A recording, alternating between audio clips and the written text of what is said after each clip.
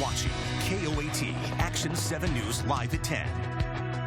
A manhunt is underway for a notorious bank thief known as the AK-47 Bandit. He struck again this week armed with an assault rifle. Now the FBI is offering a big reward for the suspect they've been chasing for years. Here's ABC's Kanya Whitworth.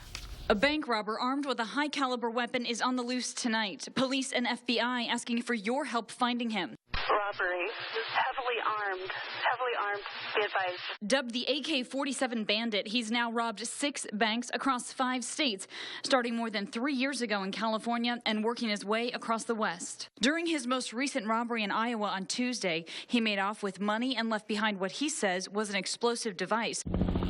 During his first robbery in Chino, California, he shot a police officer 4 times, leaving him seriously injured. Within an instant, you see some guy with a mask, the vest. He fires like 4 shots at the car. We know that he has a large propensity to use violence against law enforcement and the public, so it causes great concern. In an effort to stop him before he strikes again, authorities are offering a $100,000 reward. Kanya Whitworth, ABC News, Los Angeles. From police uniform to prison stripes, an Ohio officer is pleading not guilty to murder charges. Body cam video shows the moments leading up to the officer Ray Tensing shooting at Sam DuBose during a traffic stop. DuBose was initially pulled over for a missing front license plate. Tensing attorney claims he opened fire in self-defense, saying DuBose may have been trying to get away. He was fearful for his own life. He thought he was going to die. He thought he'd be sucked under that car and run over. The police department fired Tensing. He is being held on a $1 million bond. If convicted, he faces 15 years to life. Emotions are running high during the sentencing phase of the Colorado shooting trial. James Holmes is facing the death penalty for killing 12 people and injuring 70 more inside a movie theater. His defense is arguing that mental illness is a reason to spare the gunman's life. Family members say they never realized just how unstable Holmes was. I didn't realize that his loudest cry for help was his silence. A death sentence must be unanimous. If all 12 jurors don't agree, Holmes will automatically spend the rest of his life in prison without parole.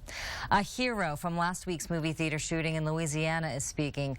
Gina Mao is a teacher who was caught in the middle of the chaos when John Hauser opened fire. She took a bullet in the leg to protect her friend and fellow teacher, Allie Martin.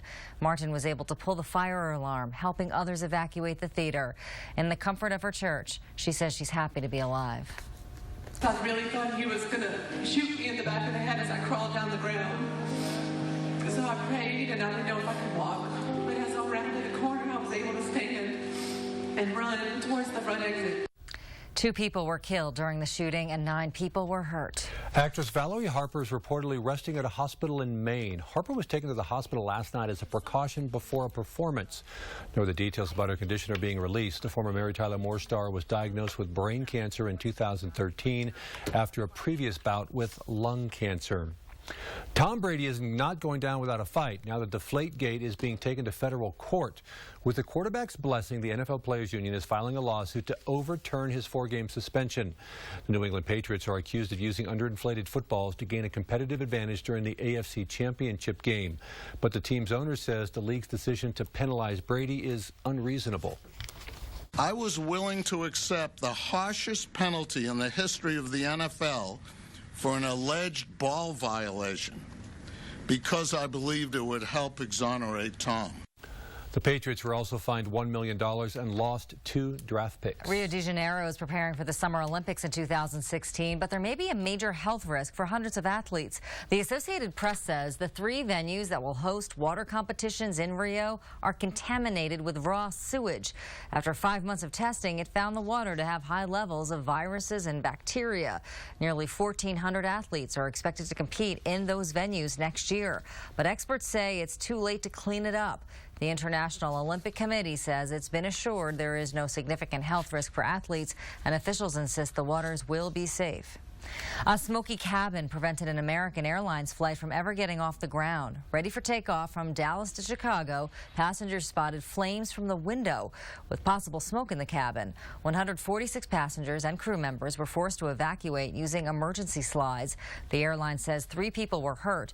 It was an older model aircraft that's in the process of being phased out. The incident is under investigation. An extreme protest shut down a bridge in Portland, Oregon. ABC's Brandy Hitt reports on how activists were taking a stand by dangling in midair.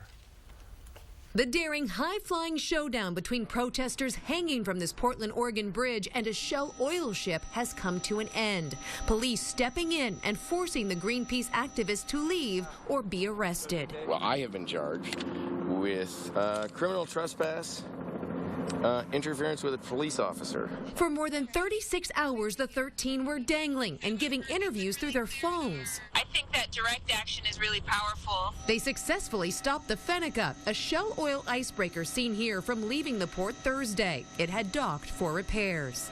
If Shell is able to drill in the Arctic, there's a great chance for an oil spill. The team brought enough food, water, even platforms to sleep on for days. A judge stepping in, though, and fining Greenpeace $2,500 for each hour blocking the port. In a statement, Shell Oil says, "We are pleased with today's court ruling that holds Greenpeace in contempt and prescribes fines for further noncompliance." The dangling protesters say their human barricade may be gone, but their campaign goes on. This high-flying stunt spotlighting oil drilling got national attention, and that's exactly what they wanted. Brandy Hitt, ABC News, Los Angeles. A recall is taking spices you may use off the shelves. After testing positive for salmonella at a South Carolina store, Kroger is recalling containers of Kroger brand bacon buds, coarse ground black pepper, ground cinnamon, and garlic powder.